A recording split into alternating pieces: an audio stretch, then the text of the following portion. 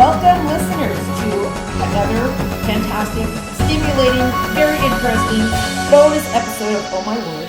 And today we've got a brand new author for you to hear about. And not only brand new author, but her book is coming out in less than a month. December 1st. I believe it's her first book is coming out. So debut for debut.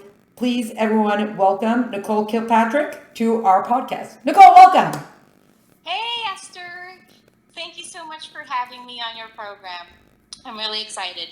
Me too. This is very... So also, part of how I know about Nicole is I hunted her down. No, but actually, Nicole's being published by Fire and Ice, who's published all my books so far. So it's very exciting to be speaking to a peer author. No, I don't know what a good word for that is, but a fellow publisher author. So...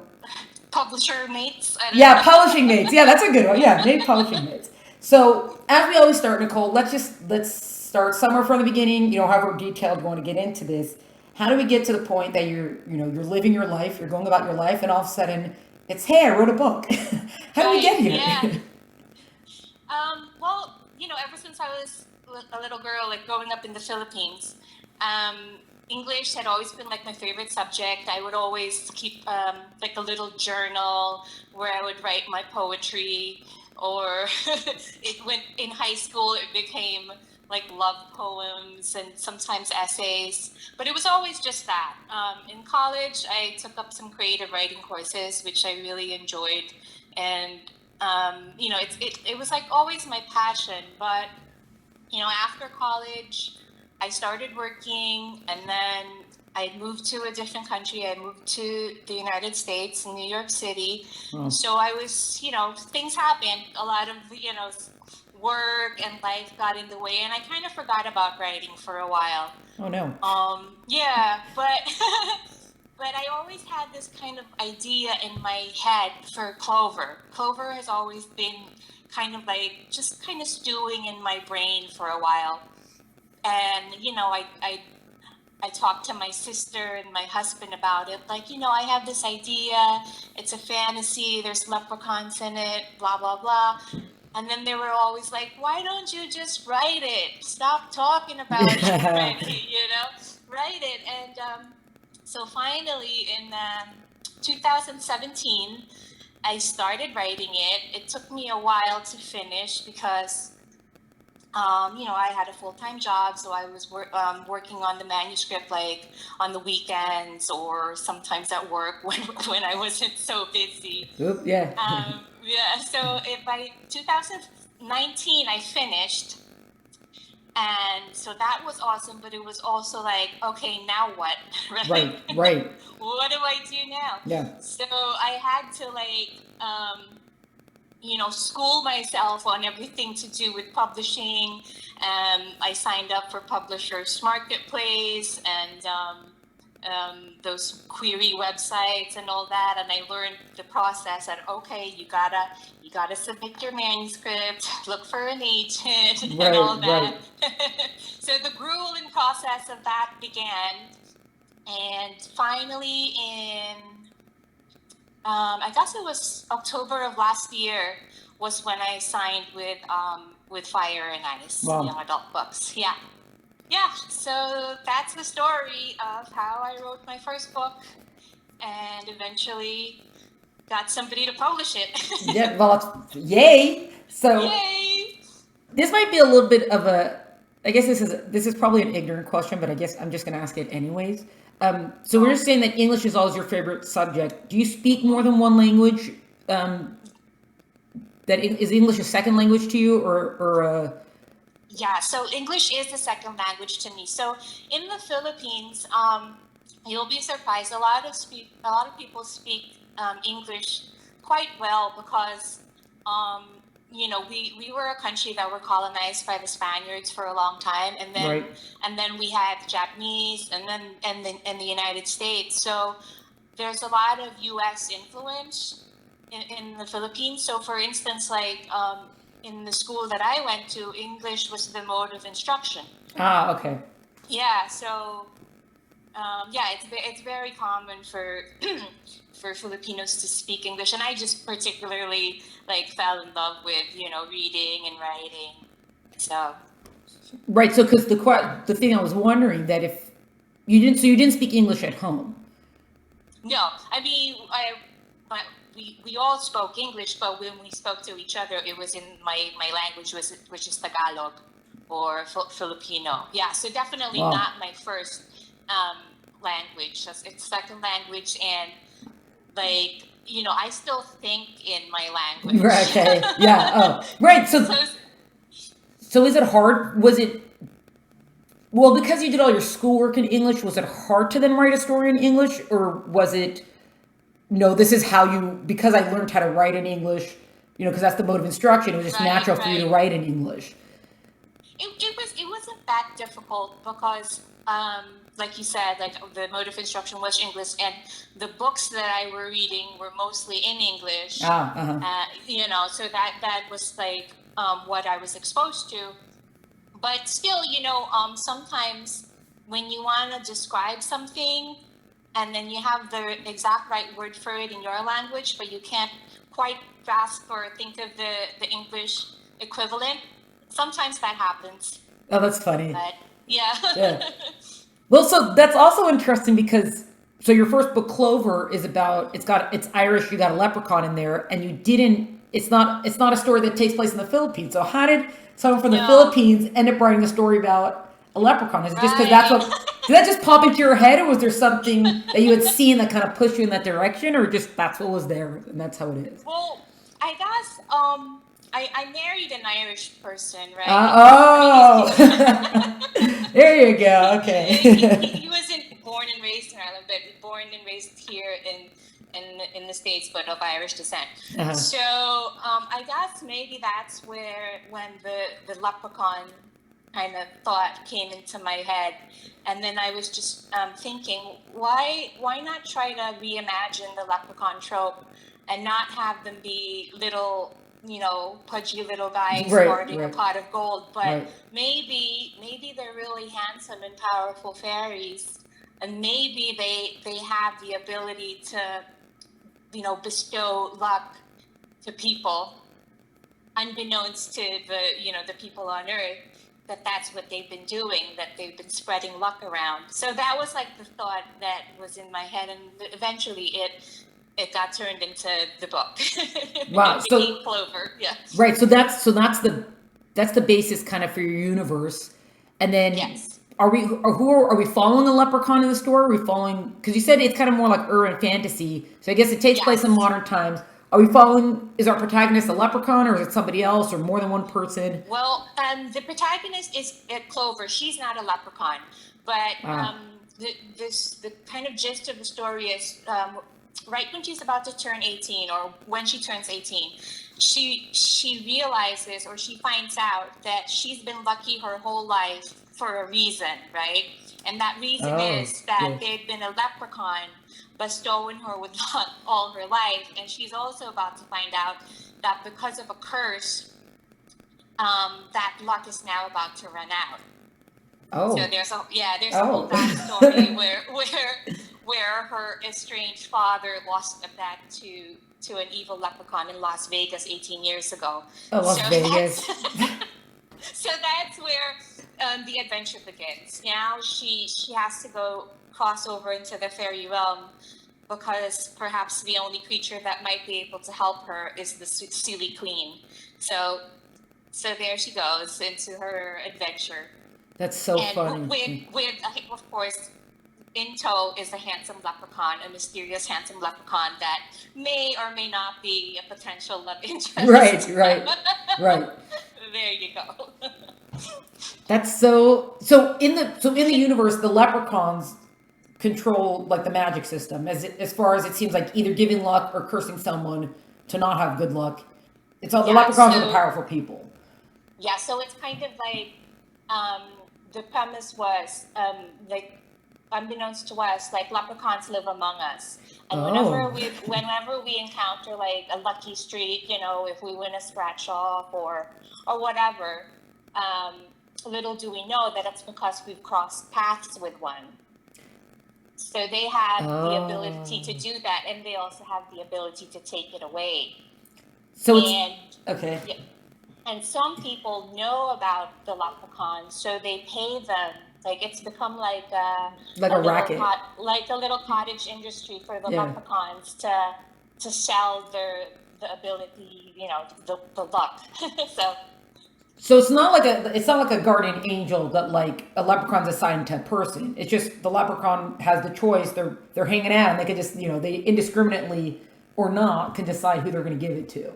Well, yes, but Okay. in this particular case, because there was like a shady deal, Right. that for before when she was born, Right. She got assigned a leprechaun to be with her all her life, but only until her 18th birthday, at which point the curse begins and the luck runs out. Oh, so he's kind of protecting her till she's old enough to have to figure it out. Yes. Oh, yes. wow. Okay. Wow. Wow. That's so interesting. Well, okay, so growing up, that you said, you're always reading and looking at stuff in English. Did you read a lot of leprechaun Irish type stories, or were you a broad reader, or even now, do you read a lot of Irish stuff, or it's just you're reading whatever you pick up? Well, mostly I like to read like YA fantasy stuff. Yeah. But when I started having the idea for my leprechaun story, I started buying books on Irish folklore and just doing my research on fairies and the fairy realm and all of that.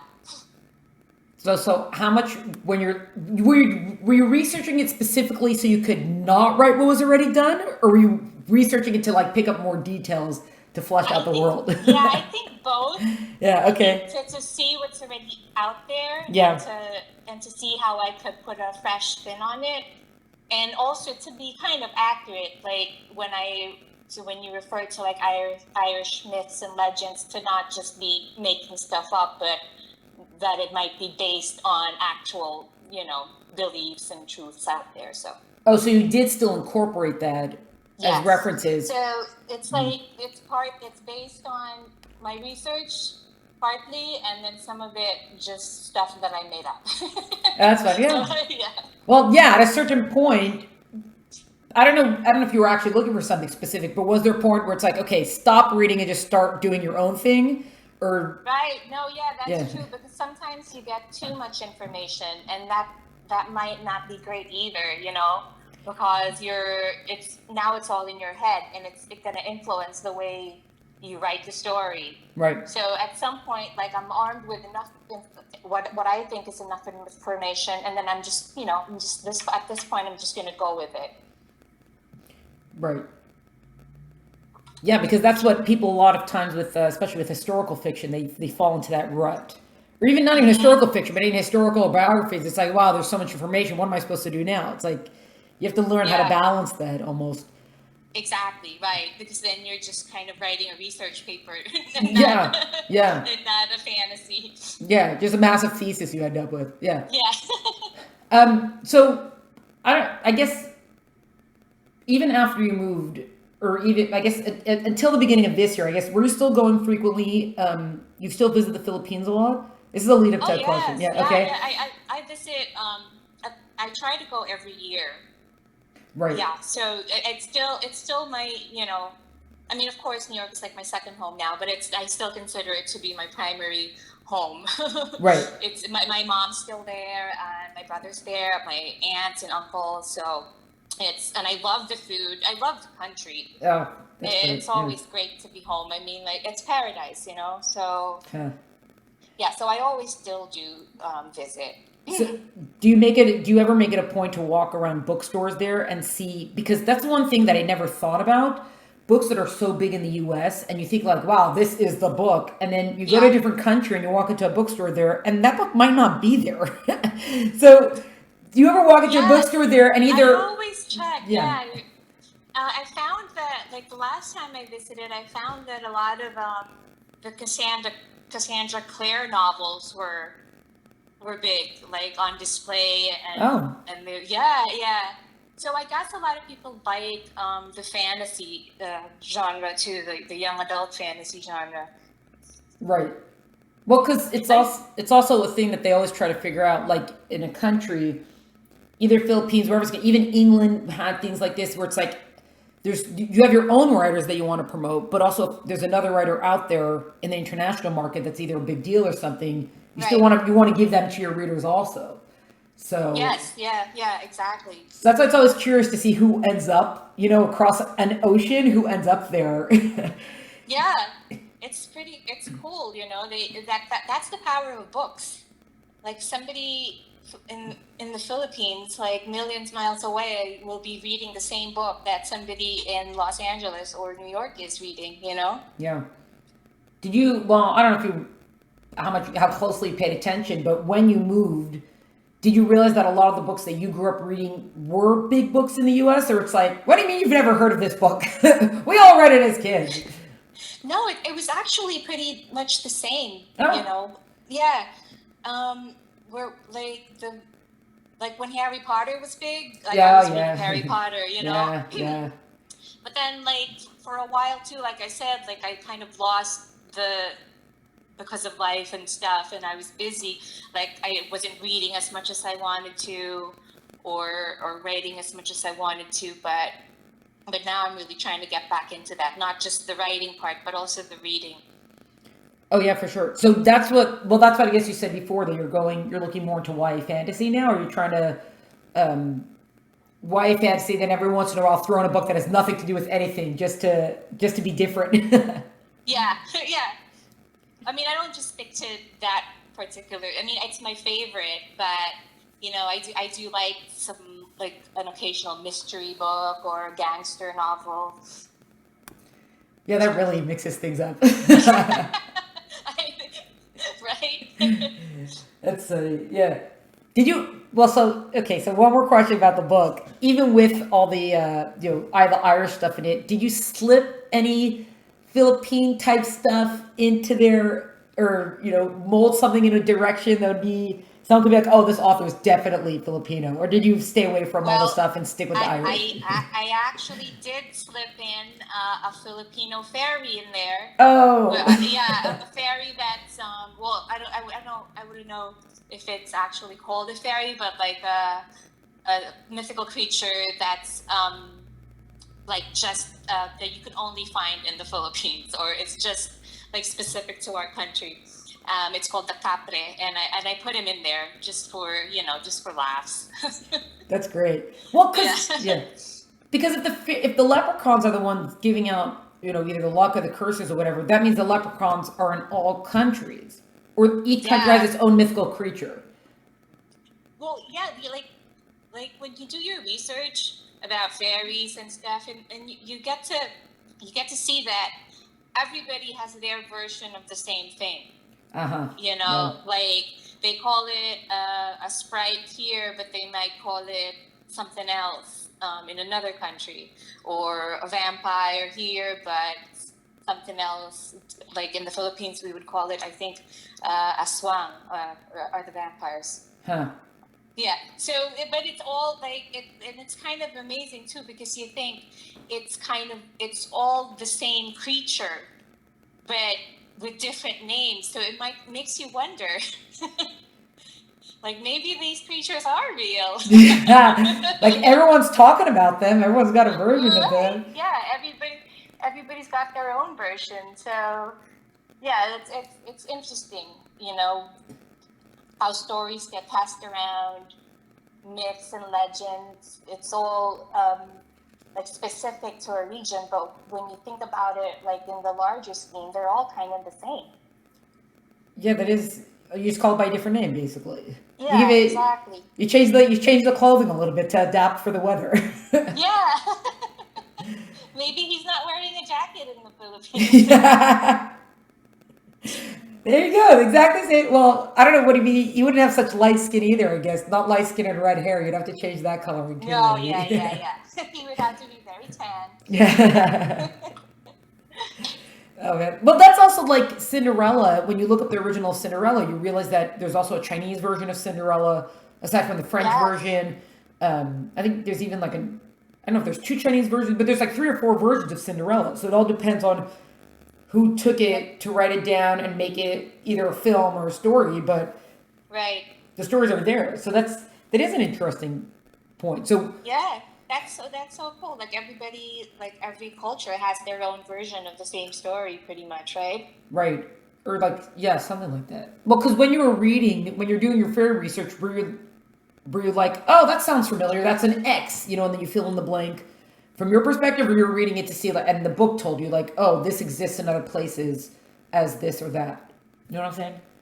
Yeah, we kind of like, well, you kind of do your little bits of research and then you piece it together and see the similarities from like other things, like another tidbit that you may have read last week or something, and from a totally different like country, but then when you compare, it's kind of the same. Does that make sense? Yeah. Oh, yeah. So I'm actually glad you said that because in my mind, I was only thinking like, oh, you only looked up, well, because you said Irish folklore, but it seemed like you looked up, you did a much broader, you cast a wider net in the research and not Kind just of, looking up Irish. yes. Not too wide of a net, like we talked about, because then that might be, information overload. Yeah. Oh, yeah. Yeah. Wow, that's crazy. Did you, in your while you were researching, you're like, well, there's another idea for a story that I'll have to just bookmark and put aside. Oh yeah, I definitely have my little notebook of like ideas, like maybe my next book types of things. Wow. Well, that's exciting. Well, okay. We'll just can we say we heard it here first? Are you already working on your next book yet, or you're not? Or you're not there Yes, yet? I am. Oh I am yeah. actually working on a sequel, and yeah, I think I'm like 75% done. I Wow. mean, and then I have to go and redo it and edit it and all that. But Yeah. All the yeah, fun stuff. I'm hoping to finish by the end of the year. Oh, amazing. Wait. Yeah. Oh, so it's a sequel to Clover, Yes. and is it still young adult because she turns 18? Well, she could still be 18 in it. Still Well, yeah, technically young adult. she's still 18 in it. It's like kind of like takes off where the story ends in book one. So Oh, do we have to? yeah. Does book one end on a big cliffhanger? Do we need to warn people about that? No, it's not. Okay. It's actually standalone, but there were parts of the story that could still be explored. So I thought, I think it deserves a sequel. So. Oh, nice, nice. That's good. Because also, when you have to wait for the second book to be released, sometimes I'll just give up on the series. So it's nice to know that the story wraps up still, so that way, when you do return to the second book, you don't have to have this anxiety of like, but what happened again, and what is this, what is that? Yeah, there's no anxiety. Like it kind of all gets like wrapped up tight in the first book, but then it kind of opens up a bunch of other storylines too. So. Oh, so not companion style, actual sequel style. That it takes place after the first book. Yes, it takes place right after. Yes. Oh man, wow. Okay, so we'll just talk about this little quickly, and then we'll see about maybe wrapping up. So your book's coming out December 1st. Yes. What are some of the things, especially? Well, I don't know if it did all the lockdowns or anything. Does that affect the way you went about your marketing or telling people about the book, or you just kind of, well, I just have to tell people I have a book, or do you did you have some sort of plan for this kind of stuff, or aside from just like talking to people or setting up a Twitter account or any of these sort of things? Anything specific that you did, or? Well, actually, for me personally, it didn't really affect me and my marketing so much because there wasn't going to be that big of a marketing plan, anyways. Right. Yeah. Fair. Yeah. I was just going to promote it through my own social media channels. I hadn't planned on doing like a big book signing or anything like that. Yeah. So when lockdown happened, I still proceeded with, the plans that I already had in place. And, I don't know if it'll affect sales, but, well, fingers crossed that, it won't. Yeah. Look, one of my books came out in May of this year, and it's almost like non-existent. Was it? Well, not in the sense that, because there's just so much going on, and it was right before all the protests and all those things were going on. It's just like, there's just, as soon as you think that like any week this year got quiet, something big happened like the next day. And everybody knows that. So that's good also, because I think publishers everyone kind of accepts. You have so many debut authors that were coming out this year or big books that were planned for this year. And it happened differently. And Right. the good thing is that everyone understands it, and no one's like, oh, this is an anomaly, or this person. Right. Of course. Yeah. Yeah. Yeah. But hey, hopefully, yeah. You just have to, I guess, adapt, right? Now, the real question is, because we sort of spoke about this before we even started the podcast. Did you become the person now that every time you see someone, you're like, oh yeah, and by the way, I wrote a book also? Or aside from whatever you could do on the computer, in real life, you don't really talk to people about the fact that you wrote a book? I've been kind of shy about like proclaiming that I wrote a book. Yeah. Like I've actually just recently shared the fact that I wrote a book with my friends at work. Wow. So I was kind of like secretly writing a book, like, and they had no idea that I was doing this. So, but now, now I'm like more open with it, of course. I have to market the book. Yeah, well, yeah. So it really is, because you do have the people who have to tell everybody like every step of the way of what they're doing. And then there really are the people who are like, well, I don't know if I could tell them I wrote a book. Like, I don't know if it's good, I don't know if it's this, that. Have you had yet anybody, either bloggers or reviewers, anyone outside the publishing circle, your editors working at, you've had people read that and you've gotten feedback on that already? Yes, I did. That's really like a very nerve-wracking part of it. But when I finished, I reached out to a couple of like authors to see if they might be interested in blurbing. Right. And I was really pleasantly surprised to see that a lot of them were eager to help and to actually take time out of their busy schedules to read the book. In the end, I got 2 really nice blurbs. Wow. Yeah, so that was encouraging, because up until that point, the only people who read the book were a couple of beta readers and my mom and my sister, my husband. Yeah. It's all family. So it was really nice to get somebody who's not related to me whatsoever read the book and have something good to say about it. And then recently I signed up for NetGalley. Oh, yeah. Yeah. So I've been getting a lot of feedback kind of slowly trickling in over the past month. And that's very interesting too. And it's exciting. That's great. Well, because, after you write the book, there's always the moment of, is someone going to pick this up to publish it, to sell it, right? So the moment you do sign the contract, you do have this validation of, oh, I wrote something that should be published. But when you're editing with your people, you can explain why you chose this or that. But once it's going out to the reader, you can't explain this or that. Yes. So there's always that moment of like, are they going to get what I did there? Exactly. Because I've had that before. My editor is like, no one's going to get what you're doing with this. And sometimes it's like, well, I want to do it anyways. And sometimes it's just like, well, I guess I didn't do that correctly, right? But again, with your editor, you could explain it, you could talk through it, or like they've been with you for a lot of it. But it definitely is, when it's somebody outside the family and it's not just your people who kind of get you, or they know your voice, or they know your style. So to know if they also get the story, you can't force someone to like it, but at least if they get the story, not what is going on here, now this makes sense. It's like a different level. It is a different level of kind of like validation, because, and especially if you read a good review, it's like, you got me, you got what I was trying to do. Yeah. Thank you so much. I want to reach out and touch this person, give them a back massage. I don't know. That's so true. You're like, can everyone just hug it out? Like, Yes, hug, please. But it's hard too, because it's not all positive reviews, Yeah. And you just gotta accept it, I guess. Yeah. It seems like either the negative reviews, you just ignore them, or you're like, well, you don't know what you're talking about. Like, that's not really an answer, because everything is so subjective, and just, there's books you didn't like that you read, but when you're on the other side of it, you're like, I don't want to hear from you. I don't want to hear from you if you didn't like it. Only tell me good stuff. Delete. Yeah. Do you know what I put into this? So much time. Yeah, that's so true. All right. Okay. We're doing perfect on time. So let's wrap it up. I always wrap up with the same question of fill in the blank of, I love it when either, writers, publishers, whomever, books do X, and I really don't like it when they do X. So how would you fill in those blanks?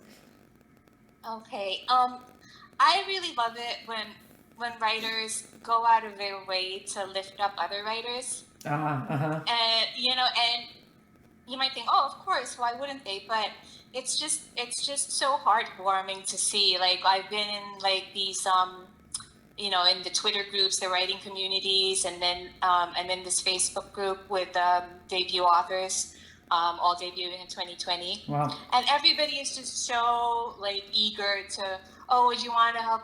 Would you want me to help you boost that post, or do you need beta readers? Whatever. Like, everybody's just so willing to lend a hand and to promote other authors, even if these authors are potentially like competition. Right.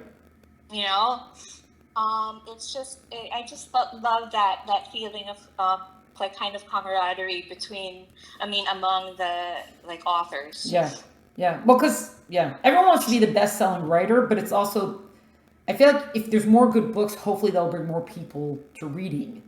Right, because we do have big competition with entertainment and movies and TV and binging and whatever. So it's just, could we please all just write good books and like that? You said the phrasing they use is also good, going out of their way, because a lot of people are busy, and it's not that they don't want to promote someone. It's just everyone's got so much going on in their lives, So going out of your way is a real effort. That's great. Exactly. Yeah, like it means so much, right? Right. Amazing. Because you don't have to do this. Like, really, you're just doing it out of the kindness of your heart. Yeah. Or you want to invest in the writing community. Yeah, that's so true. And then, what would you fill in for? I really don't like it when either writers, authors, publishers, books, whatever do X. Well, I guess I really don't like the opposite of that, but to be honest, I haven't really been seeing much of that. Like, which means like, other writers bringing other writers down. Right. Thankfully, like I'm not seeing a lot of that. So amazing. I'd say I don't like it when writers write for the market and not write what's in their heart. Does that make sense? Yeah, actually because then you're almost you're not chasing the story that you believe in. You're just trying to like stuff the market almost. It's just right. Yeah. I mean, because I like when I wrote the book and when I was trying to, I was querying and stuff. I mean, sometimes it would cross my mind that maybe the book just isn't marketable. Well, maybe I should just like drop this project and write something that would sell. Right. But then I hated myself for thinking that. Wow. Yeah. Well. Right. Or just say that. Like, yeah. Yeah. So I feel like if writers get to that point, they should just talk themselves out of it and be like, no, I'm gonna write what's in my heart, and it's gonna be great. Yeah. Well, that kind of wraps it up, because that's also how someone from the Philippines can write a story about a leprechaun. Right. Exactly. Because if that's your story, that's your story. Like. Yeah. However you came to that place, right? Right. As long as everyone's being respectful of whatever the subject matter is, absolutely. Yeah. Wow, amazing. Okay, that's good. That's a good answer. We'll keep those answers. Yeah, that's good, and that's better for expanding it. Okay, great. So very good. Thank you, Nicole, so much for joining us, and we'll put your information in the episode notes so that people can look you up, check you out, and look into your book. That's awesome. Thank you so much. It was really fun. This was a bonus episode of Oh My Word podcast. To find out more about Nicole and her work, please visit the link in the episode notes. To keep track of Oh My Word and all the great stuff we're up to, follow us on Instagram at Oh My Word Podcast. Please visit the website, www.pltenenbaum.com. Thanks so much for joining us. Catch you next time.